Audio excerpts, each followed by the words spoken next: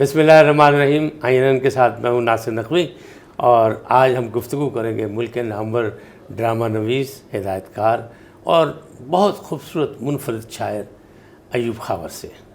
تو آئیے آپ کو ملاتے ہیں جناب ایوب خاور سے. جناب ایوب خاور صاحب، خوش آمدید آپ کو INN کے اس پروگرام میں. بات یہ ہے کہ آپ نے ماضی میں اگر آپ کا کام دیکھیں تو as a director, as a writer, as a producer آپ نے بہت بہت اچھی چیزیں پروڈیوس کی. اور خاص طور پہ دیکھیں اگر خواجہ اینڈ سنز جو ہے وہ اپنے وقت کا ایک بہترین مارکت الاعلیٰ شاہکار تھا. پھر ریڈ کارڈ بنایا آپ نے، وہ پوری دنیا میں چلا اور پرائیویٹ چینل سے چلا اور اس کی بڑی پذیرائی ہوئی. لیکن آپ جیسے لوگ اگر لکھنا چھوڑ دیں تو آج کل جو کچھ لکھا جا رہا ہے یہ قوم کو کدھر لے کے جا رہے ہیں؟ جو لوگ قوم کو کہیں کسی طرف لے کے جا رہے ہیں، یہ سوال تو آپ ان سے کریں. ہم تو ان راگیروں میں سے ہیں ہی نہیں، شامل نہیں ہم میں. نہیں، لیکن آپ نے ایک اچھا دیکھا نا، ریڈ کارڈ اتنا بڑا سیریل لکھا آپ نے، پوری دنیا پتہ میں کہ بات پسند کیا، تو آپ نے دوبارہ کیوں نہیں لکھا؟ آپ نے میدان خالی چھوڑ دیا. میں ایک بات آپ کو سمپلی ایک بات کہتا ہوں کہ وہ ریڈ کارڈ جو ہے وہ پرائیویٹ سیکٹر میں چلا تھا، لیکن اس پرائیویٹ سیکٹر کو چلانے والے پاکستان ٹیلی ویژن کے تیار شدہ لوگ جو تھے نا، اور ایک مائنڈ سیٹ جو تھا کہ ہم نے لوگوں کو کیا دکھانا ہے، کتنا دکھانا ہے، مثبت تفریح اور کب دکھانا ہے. ہاں یہ بھی ہاں اور مثبت تفریح تو ڈیفینیٹلی، لیکن ٹیلی ویژن کی اسکرین بیسیکلی گھر کا ایک فرد ہوا کرتی تھی. جی. تو اس فرد کو اس میں سے نکال دیا گیا اور سیٹھ کو بٹھا دیا گیا. تو سیٹھ اصل میں سیٹھ جو ہے وہ ایک ایسی ایک اینٹیٹی ہے پوری دنیا میں جو صرف اپنا مفاد جو ہے نا اس کو دیکھتی ہے.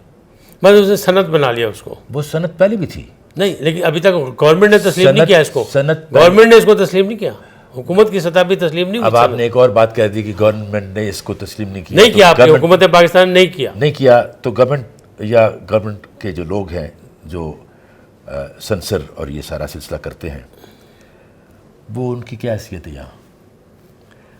دیر از نو گورنمنٹ ان میڈیا.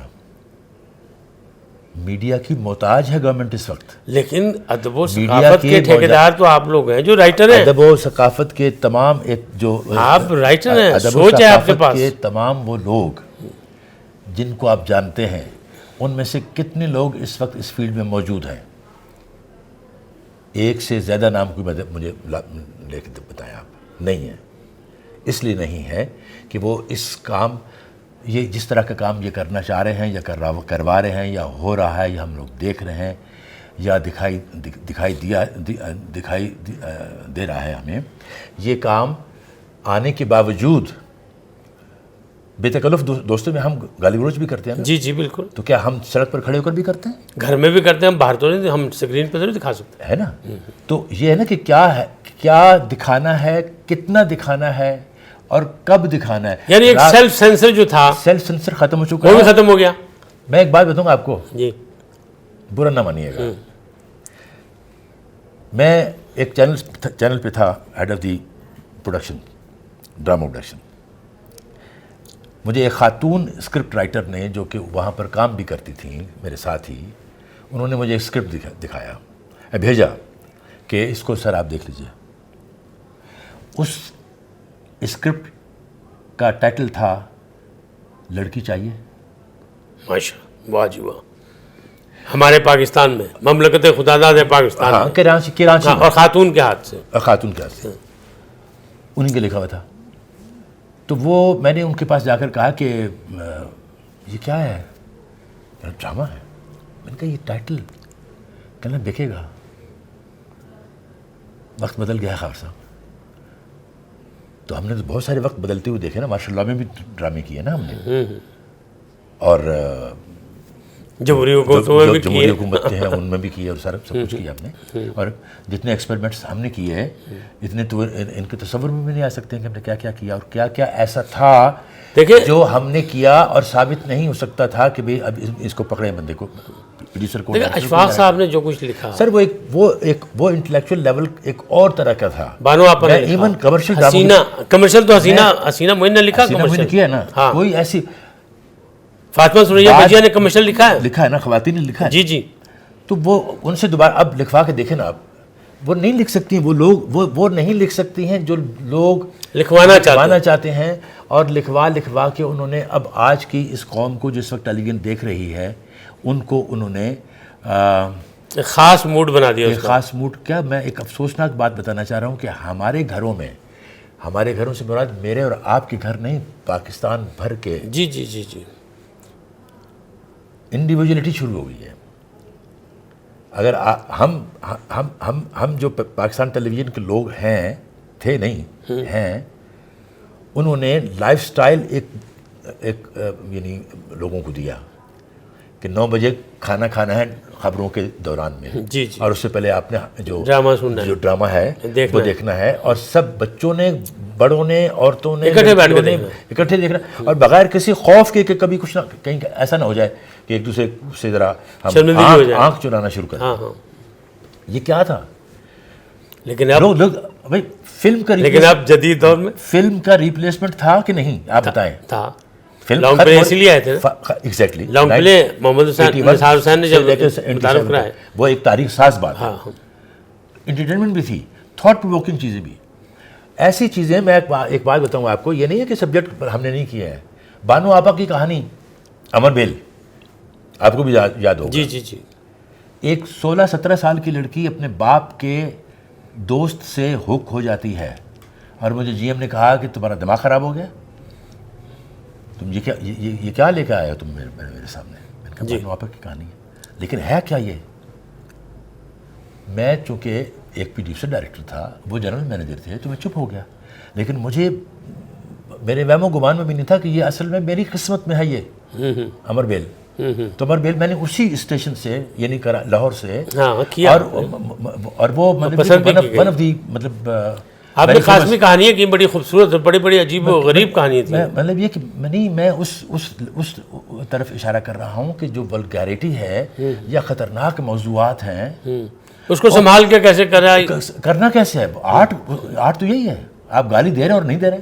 ہاں، یعنی پیغام پہنچنا چاہیے، پیغام کس انداز میں پہنچنا چاہیے. پتہ کہ اصل میں خواہ مخواہ پھر وہ لوگ مخالفت بھی کرتے ہیں یا کچھ، میں ڈرنے کی کوئی بات نہیں. میں نے تو ڈرامہ چھوڑ دیا.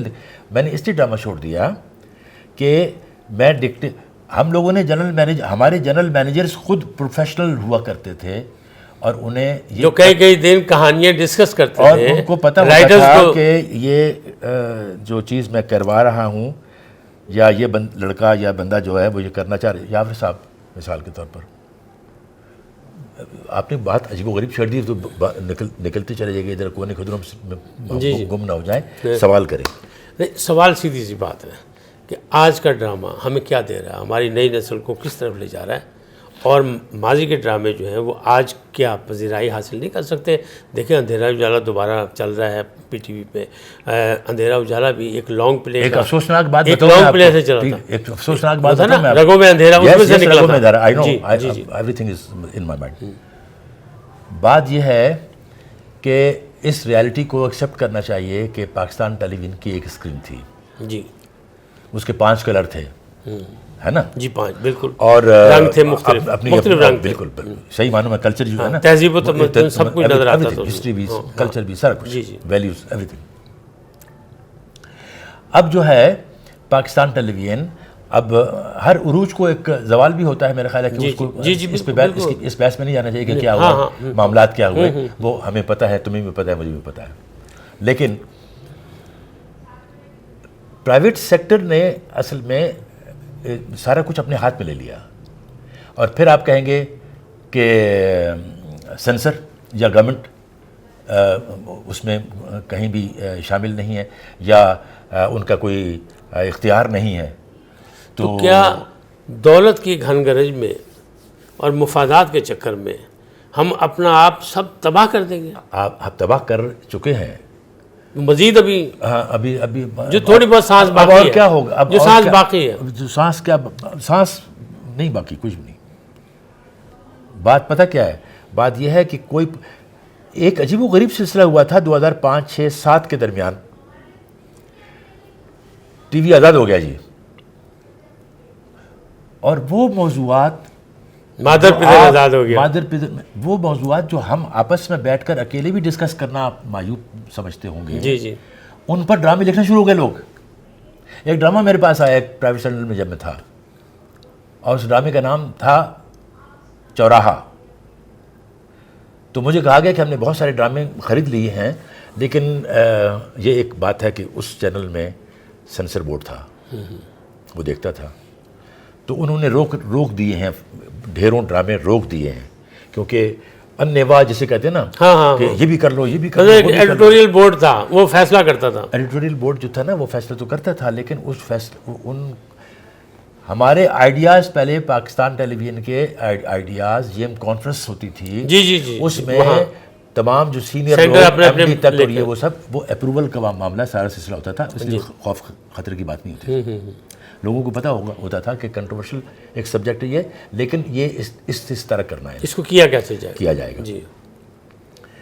تو مجھے کہا گیا کہ وہ آڈٹ والا مسئلہ چل رہا ہے، تو اس کو ذرا تھوڑا سا کرنے کے لیے، ٹھنڈا کرنے کے لیے کچھ ڈرامے ایسے نکال کے تو دیکھیں، تاکہ ان کی پیمنٹ ہمیں آئے تو پھر ہم اکاؤنٹ ہم جواب دیں نا. ہم نے پیسے دیے ہوئے ہیں، ہمیں آئے نہیں ہیں. جی جی. تو اتفاق سے سب سے پہلے میں نے جو ڈرامہ دیکھا اس کا نام تھا چوراہا. اس چوراہا میں آپ یقین کریں کہ لٹرلی ماں بہن کی گالیاں ایکٹریسز ایک دوسرے کو دے رہے ہیں. تو وہ سرحد پار والی بات ہوگی نا، وہاں سب کچھ چلتا ہے. سرحد پار والی بات. تو ہم اسی کی نقل پہ چل پڑے. اب تو ہم اپنی تہذیب، اپنا تمدن، اپنا سب کچھ بھول گئے. کہ پھولن دیوی ڈرامہ جو فلم تھی وہ آ چکی تھی، اور اس میں اسی طرح کی مادر پدر سارا سلسلہ. تو تلقین ہم تابع تو ہے نا کہ وہ کر رہے ہیں تو ہم بھی کریں کچھ. تو خاور صاحب اگر آپ جیسا آدمی سن لیجیے مایوس ہو جائے نہیں تو میرے جیسے کہاں جائیں گے؟ سر جی اتنی جلدی نہ کریں، یہ 2 قسم میں بے شک کر لیجیے گا. بات یہ ہے کہ جب میں نے اس کو کہا کہ بیٹا ایک کام کرو، اس میں سے یہ گالیاں جو نا یہ ڈیلیٹ کرو پہلے. وہ پونی والا بچہ موٹو، اور وہ کہنے لگا اچانک کہ سر بولڈنس تو ختم ہو جائے گی. تو جس نوجوان کے دماغ میں بولڈنس کا مطلب ماں بہن کی گالی ہے، وہ ڈرامہ ڈائریکٹر ہے وہ. لیکن ایوب خاور صاحب، میں ایک ڈرامہ کر رہا تھا، اور ڈرامہ بھی وہ نیب کے حوالے سے تھا. ٹھیک ہے. آپ یہ سوچیں کتنا سنجیدہ ہوگا. یس. اس میں ایک ایسا لفظ بار بار پہلے صفحے سے آخری صفحے تک تھا، اور ایک بڑے نامور رائٹر نے لکھا تھا، سکہ بند رائٹر نے. یہ نہیں تھا کہ وہ مطلب کوئی عام آدمی تھا یا وہ پونی والا بچہ تھا. سکہ بند کہہ لیں. ہاں سکہ بند کہہ لیں، چلے بالکل صحیح ہے. تو وہ اس نے لکھا، میں نے اس سے کہا کہ یہ لفظ اسکرین پہ اچھا نہیں لگے گا، اسے نکال دیں. اس نے انکار کر دیا. اس نے کہا جب بیس ہی یہی ہے اور تھانے میں رپورٹ بھی اسی کی FIR درج ہو رہی ہے، تو میں اس کو کیا لکھوں؟ میں اس کو یہ کہوں کہ ایک شخص نے ایک لڑکی کے ساتھ ناشتہ کیا ہے. اب میں کیسے کہہ سکتا ہوں؟ جو ہوا ہے وہی لکھوں گا میں. وہ نہیں مانے. اور اس کے بعد پھر یہ ہوا، چونکہ اس کی پیمنٹ ہو چکی تھی ان کو، اور اس سیریل کو آن ایئر جانا تھا، تو انہوں نے مجھے بڑا احسان کیا مجھ پہ، کہ انہوں نے کہا کہ میں آپ کو اجازت دیتا ہوں، آپ خود جو چینج کرنا کر لیں. میں نے کر لیا، اور وہ آن ایئر چلا گیا. ایک دفعہ وہ لفظ استعمال نہیں کیا. اب مسئلہ یہ ہے، بہت اچھا نوجوان تھا جو بھی تھا. وہ نوجوان نہیں تھا، بزرگ، مجھ سے بڑا تھا، بزرگ تھا، بڑا نامور. بھائی پھر وہ سکہ کو اور آپ سکہ کہہ دیں گے، پھر وہ سکہ ہی ہو گیا نا، سکہ بند کہہ دیں گے. اب میں آپ کو ایک اور بات بتاتا ہوں، وہ بھی واقعہ ہے، باقاعدہ ریکارڈ پہ ہے. فاطمہ سوریا بجیا جی 78 آ گئی ڈرامہ سیریل، اور بجیا کی رائٹنگ ہے. جی 78 محفوظ زمانہ ہے کہ نہیں. تو اس میں ایک میں بات کروں کہ جو لوگ کر رہے ہیں ان کے ضمیر جو ہیں ان کی پیمائش کیجئے گا. جی جی جی. ایکٹرز بھی شامل ہے اس میں، ڈائریکٹرز بھی شامل ہے. ایون کیمرہ مین بھی شامل ہے, ایڈیٹر بھی شامل ہے, میں ان کی بات کر رہا ہوں. سیٹ کو چھوڑ دیں, یعنی پوری ٹیم, ٹیکنیکل ٹیم سارے, میں ان کو ذمہ دار سمجھتا ہوں. جی جی بالکل صحیح, بالکل صحیح. جو کر رہا ہے, جو ہو رہا ہے وہ ان سب وہ کر بھی تو رہا ہے, ان سب کا کیا دھرا ہے. ہاں سیٹ کو چھوڑ دیں, ہاں سیٹ کا دین ایمان نہیں ہوتا, پیسہ ہوتا ہے. تو فاطمہ سوریا بجیا نے ایک سین لکھا, چھوٹا سا ایک پس منظر اس کا, کہ طلعت اقبال ایک سزا یافتہ مجرم ہے اور وہ سبحانی بائی یونس کا سالہ ہے, اور بجیا نے سبحانی بائی یونس کی بیٹی جو ہے وہ اس کا رشتہ اس کے ساتھ طے کر دیا اسکرپٹ میں. ٹھیک ہے نا. سبحانی بائی یونس نے آگے جب اسکرپٹ دیکھا تو مجھے کہا کہ خان صاحب اس سین کو دیکھا آپ نے؟ میں نے کہا میں خود پریشان ہوں سر, میں اسسٹنٹ ڈائریکٹر ہوں, قاسم جلالی ڈائریکٹر ہیں. اچھا. تو میں نے کہا کہ سبحانی بائی یونس بھی اور میں بھی اس بات پر متفق نہیں ہیں کہ اچھا خاصا ایک سید دماغ آدمی ایک سزا یافتہ مجرم کے ساتھ اپنی بیٹی کی شادی کیسے کر سکتا ہے, فیملی موجود ہے. جی جی. تو قاسم جلالی صاحب نے کہا کہ تم ایسا کرو کہ تم بجیے سے بات کرو جلدی سے جا کے. تو بجیے نے مجھے جڑا دیا. میں نے جا کے سبحانی بائی یونس سے کہا کہ میں ڈس ایگریڈ, آپ کا کیا فیصلہ ہے؟ انہوں نے داڑھی واڑی اتار کے رکھ دی. بھائی جان یہ ہے کیریکٹر, وہ کیریکٹر نہیں جو ایکچول ہے. آپ اس کو پرفارم کر رہے ہیں, اور ایک عام پڑھے لکھے آدمی ہیں آپ, اور آپ کو پتہ ہے کہ آپ کے اپنے گھر میں بھی یہ سب کچھ ہے. جی جی. اور ادھر ادھر بھی ہے. تو وہ سین نہیں ہوا. بجیا کو وہ سین جو ہے اس کو تبدیل کرنا پڑا. تو پہلی بڑی طاقت کون سی ہے؟ ایکٹر. اس نے کہا میں پرفارم ہی نہیں کرتا, میں نے کرنا ہی نہیں ہے. ہاں میں نہیں کرتا اس کو. تو یہاں تو پتہ نہیں کیا کیا کر رہے ہیں, جو چیک کرا لیں. تو اس لیے سیٹ اور وہ ایک اس لیے ہیں کہ وہ دے رہا ہے, وہ لے رہا ہے, ایک ہو گیا. وہ دے رہا ہے اور وہ لے رہا ہے. لینے والا زیادہ لالچی ہے, اور اس سے بڑا لالچی سیٹ ہے کہ اس کو اس کی ریٹنگ آئے گی. اور لینے والا اور دینے والا دونوں جہنمی ہیں. ناظرین کرام, ہر چیز اصلاح طلب ہے اور اصلاح نہیں ہو رہی, اور نہ ہی کوئی کرنا چاہتا ہے. یعنی مفادات اور دولت کی گھن گرج میں سب اس حمام میں ننگے ہیں. لیکن نہ ایوب خاور اس قسم کے کام کر سکتے ہیں, نہ میں کام کر سکتا ہوں, اور شاید آپ بھی نہیں کر سکتے. لیکن کچھ لوگ ایسے ہیں جو اس کی پذیرائی کر رہے ہیں, اسی لیے یہ کام ہو رہا ہے. لیکن افسوسناک بات یہ ہے کہ مملکت خداداد پاکستان میں جس کی پہچان تھی ایک اچھا ڈرامہ, ایک خوبصورت ڈرامہ, ایک خوبصورت کہانی, ایک خوبصورت ڈائلاگ, ایک خوبصورت منظر, وہ اب نہیں ہے. وہ گم ہو چکا ہے. کیوں کہ سرحد پار سے ایسی لہر ہماری طرف آ گئی جس نے دولت کی چمک سے لوگوں کی آنکھیں چندیا دیں. تو ایوب خاور بھی اس میں بری ذمہ, اور میں بھی, اور شاید آپ بھی. لیکن کچھ ایسے لوگ ہماری صفوں میں موجود ہیں جو اس کی پذیرائی کر رہے ہیں. یقیناً اس کی جتنی مذمت کی جائے کم ہے. آج کا پیغام یہی.